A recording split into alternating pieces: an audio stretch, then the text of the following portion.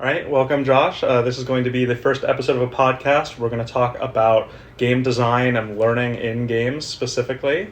So let's get started. Josh, do you want to introduce yourself? Yo, my name is Josh. I'm a senior here at the University of Michigan. I study computer science. I'm running it back one more year for a master's next year. I don't know. Yeah, all right. Thank you, Josh. For those of you who don't know, my name is Jacob Robinson.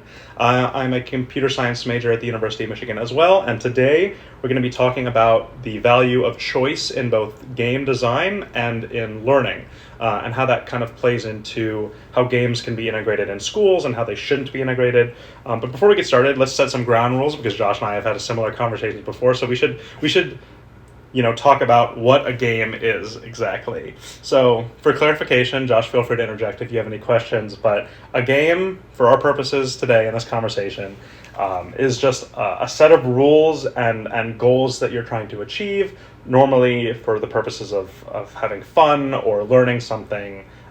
Can we agree on those ground rules today, Josh? For today, we may. For today, okay, perfect.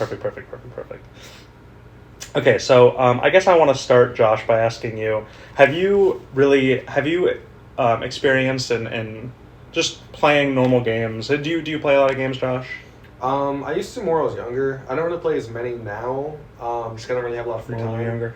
But like when I'm home on breaks and stuff, I'll play games. Gotcha. Well, can you remember any times playing games as a kid or in the few times as an adult where a game really made you feel like your choices matter?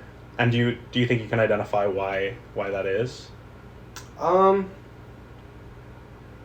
feel like one of the games that like I could say most it mattered the choices I made was Breath of the Wild.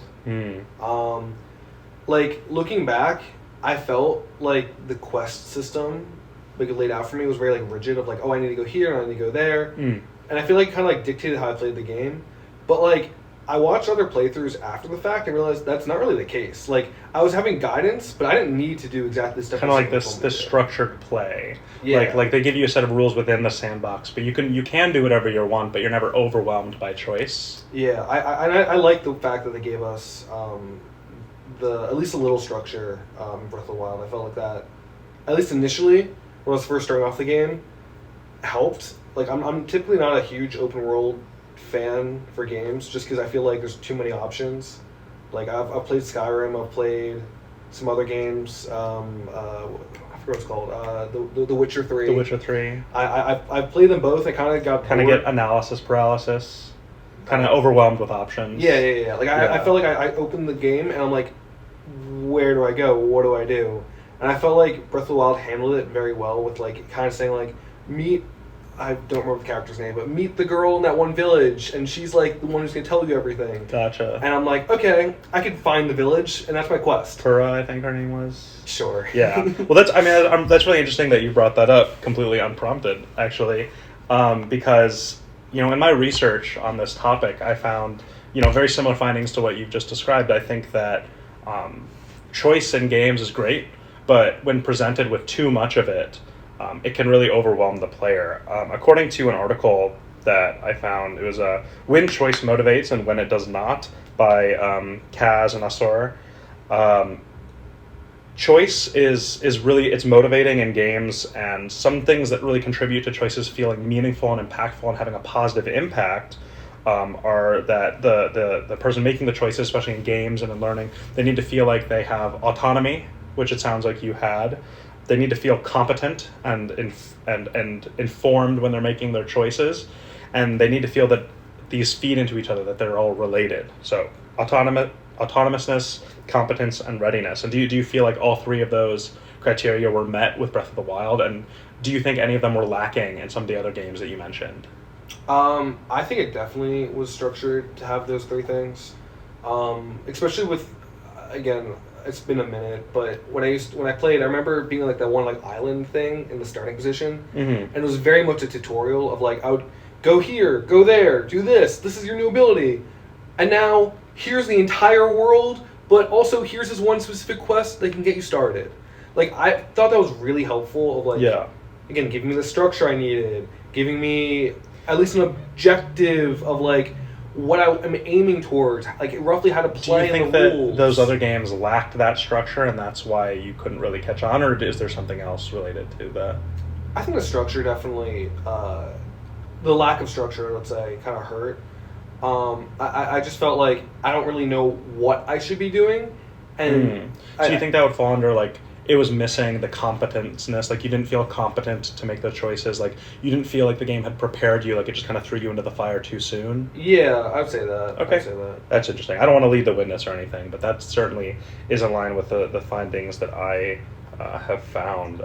In complex scenarios, I think that people tend to defer decision making or feel uncomfortable making decisions. So, like, in say Skyrim, you exit the main castle area, whose name I'm forgetting, but and they say go to Whiterun, but you don't know where Whiterun is. They're just going off in a direction you don't really feel prepared. Follow Alduin the dragon, but again, it's just really not.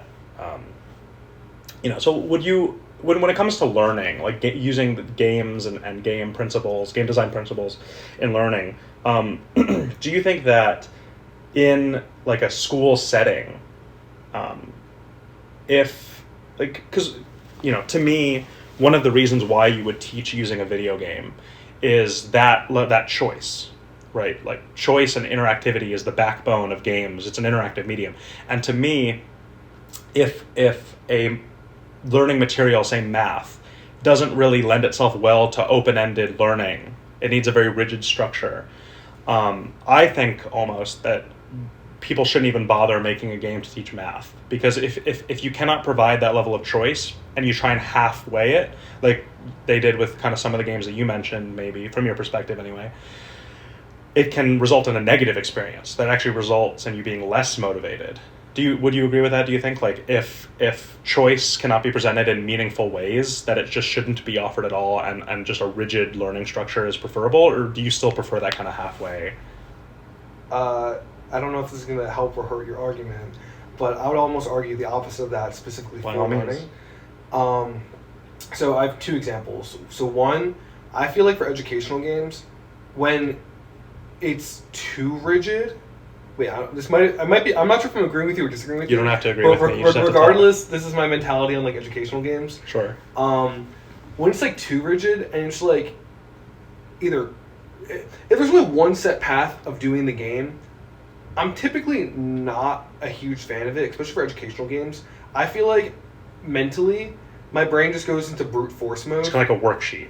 Almost like you're just checking boxes. But like I'm just like I don't even care for how I get the answer. I'm just like I just want to get through this, and I just hit all the buttons until it's done, and I'm like, okay, we got it. Absolutely. Because it gives you the reinforcement of I'm doing it right, and I don't. But really you don't care. actually have to. Your thought process isn't being corrected or anything. Yeah. Kind of like that's a very like behavioral way for games. Yeah, I agree with that. I think like when I say I don't think they should be made into games, I don't necessarily mean like I think choice is integral to games, obviously, but there's a level of open-ended choice. So there still needs to be, like in a math game, right? Like you can have kind of a linear level structure, but still teach players things and give them some level of autonomy and choice. I'm just saying, like, I think that this really like open-ended kind of decision making, like almost like a sandbox, like Breath of the Wild, like you could possibly learn engineering principles this way, and I'm a big proponent of that.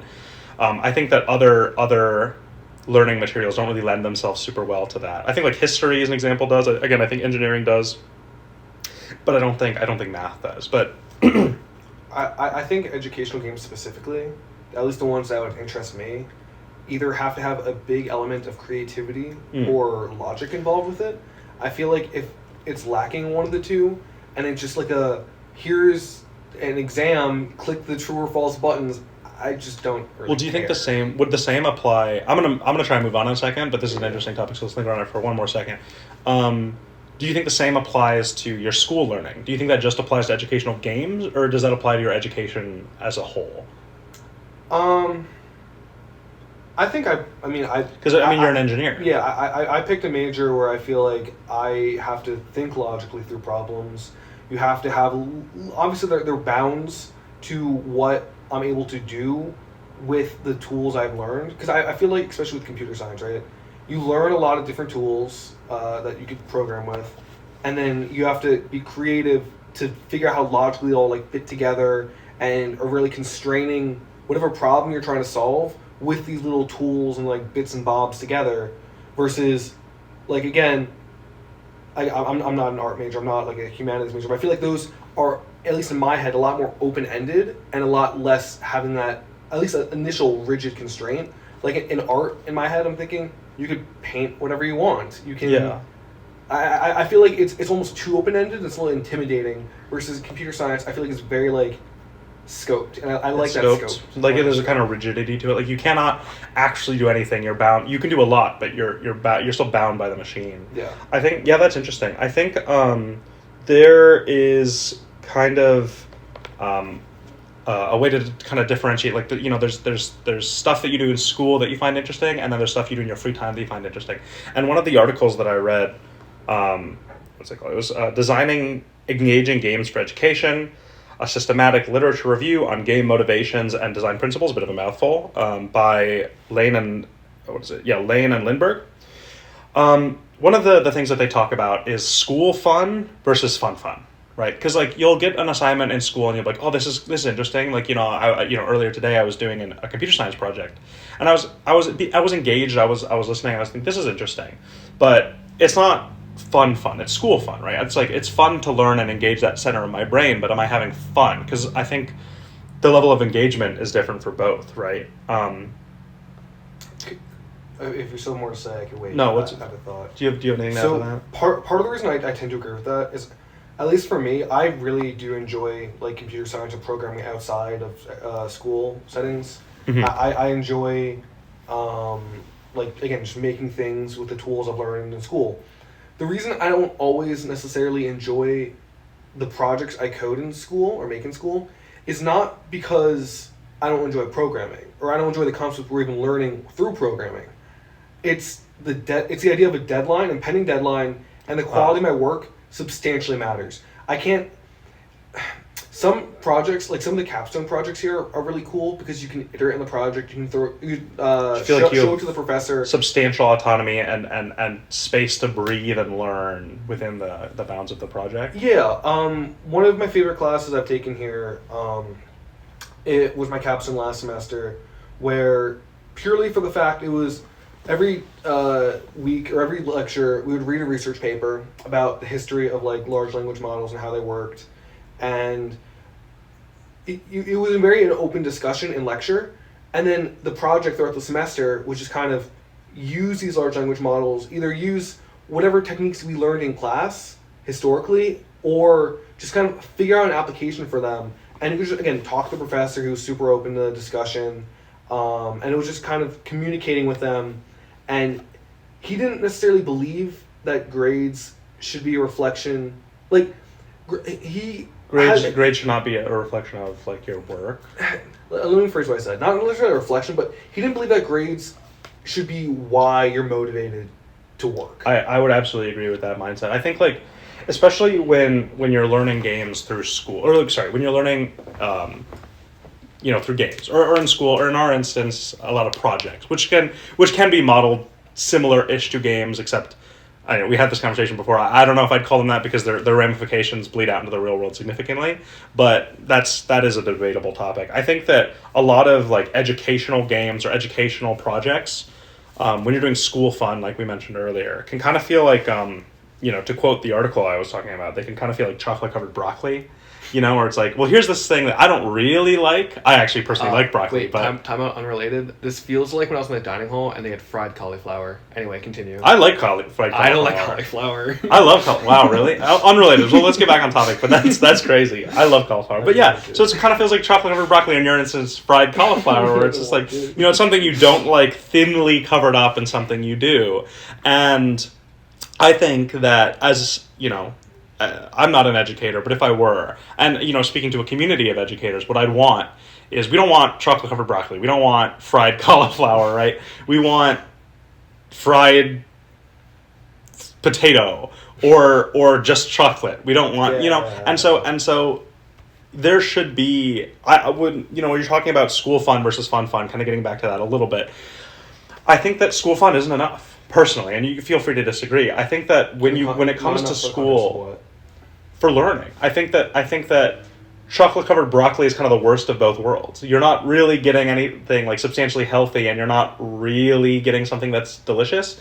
You're just kind of unsatisfied, and I feel that way when I play a lot of educational games. I feel as though they kind of shrug off game design principles in favor of just being a very like a learning thing. Like I'm sure that you had to do this in school a bunch too, because we grew up, in an era with technology, and a lot of, especially these days, a lot of our assignments were online and COVID and stuff too. And so you get assigned like a worksheet, or you get assigned like a game, like an online game, and you have to go and you have to do, and you start playing it, and it essentially just feels like you're doing a worksheet with some pretty pictures attached to it, right? And I hate that. I think that sucks. It's the worst of both worlds, because on a worksheet you can, there's tactile feedback, you can really think in its in your own world, there are very little distractions, and it's not really getting the full benefits of being a game because there's very little choice. We talked about that earlier. And so I really think that we should try and kind of get to a place where learning games can just be chocolate, right? Where it's like you're eating chocolate and you're learning, because a core principle of game design is learning, right? Like you play Breath of the Wild and you are learning how to play the game. You learn in that opening area all of the mechanics. You learn all the different ways, runes can solve puzzles, right? One of my favorite educational games, I don't know if it's considered a game or not. I think it's a game though. Back in middle school, before I took any like official computer science courses, we had a class called game design.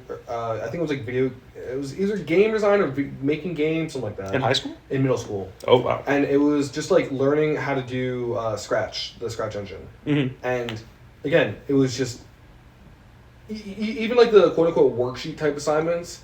It was still like, it made me think. It wasn't me just sitting there like feeling like it's not me just coming to the same conclusion of like a math problem of like 8 plus 8. You're just going through the motions. You're thinking, and you're like, I feel like here it's like, okay, make the cat run. That's such like an it's contextual idea. It's contextual. It's instead of coming to a very static, a very stale like outcome, you're like, oh, 1 plus 1 equals 2. You're like, oh, I get to make something. But this is a bit of a biased sample size. The two of us are engineers. People disagree with that. I'm CSLSA, but for all intents and purposes, the two of us are engineers, right? We make things happen. We make things, and like, that's how I like to learn, and that's how you like to learn. I'd be interested to talk to somebody else about this, but I think that I would agree. I think that I learn best personally when you get that choice. And so kind of going back to what you're talking about, with when choice is applicable, kind of trying to bring it all together, I think that when it comes to like engineering stuff, I think that game-based learning is so fantastic. I think it is the end all be all. I think it's a great way to learn stuff. Same with like history, where you want to learn different sides and you really want to teach critical thinking. But personally, with stuff like math or even to an extent learning a new language, there are disagreements on this, and actually there are entire games out there made to teach you fake languages just for fun. So maybe this is a bit of a controversial point, but even with stuff like that, I think that almost a more linear, rigid structure is in order. But maybe I just don't have enough experience playing games like that to know how that would work out. So it's kind of similar to your point, I think, from earlier, is that I personally really enjoy playing story games, single-player story games, but I'm going to be so for real, the gameplay is not what's fun to me, it's the story. It's the story. It feels very controlled, I don't have any options, it's just button mash my way through the villain, just like fight the villain, whatever, whether it's like Jedi Fallen Order or like God of War, I'm just fighting through the villain, and then there's no real choice in what I do, it's just follow the story. Well, so, and the story is the entertaining part. The actions I do feel inconsequential and just going through the motions to get there. But think about that though, because you are making choices. Like let's look at possibly, the quintessential example in modern conversations around game design for ludological or just like pure gameplay focused, fun focused stuff versus, narrative focused stuff. Mario, like original Super Mario Bros. NES, right? You are constantly making choices in that game. They're not they don't affect the narrative because there's little to impact. And I've talked about this before in a few videos and whatnot, but you're not really making narrative choices. So it might not be immediately apparent, but from a game design perspective, you're making choices all the time, right? Like you can map your way through 1-1, Mario 1-1, iconic level, and you can say, I am choosing to jump on this Goomba here, or jump up and jump down and all around. And these kind of these are the reasons why the gameplay is fun, because they present, at least, from my perspective, is because they present you with, and you're not always thinking about it, but it's true, they're presenting you with all of these myriad options that you could have at any given moment. They give you gameplay verbs that you can choose to deploy at any moment. I can jump, I can run, I can move left and right.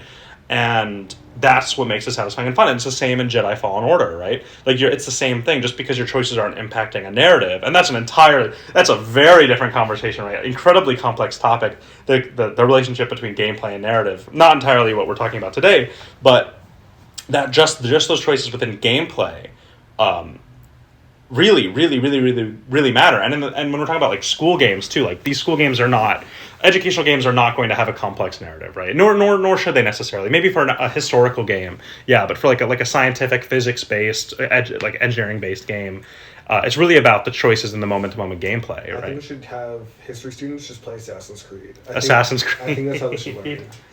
I've heard some people say that Assassin's Creed is actually quite good for history because of the not all of them, mind you, but the first few, because of they've fairly faithful recreation of Italy in like the second game. I believe I've only played the Greek. I've heard people say that, but I'm not an authority on that subject. But yeah, there are many ways that that games can really help teach, and it's not just with like explicit, hey, student, 1 + 1 = 2, or in Zelda's case, like you were talking about earlier.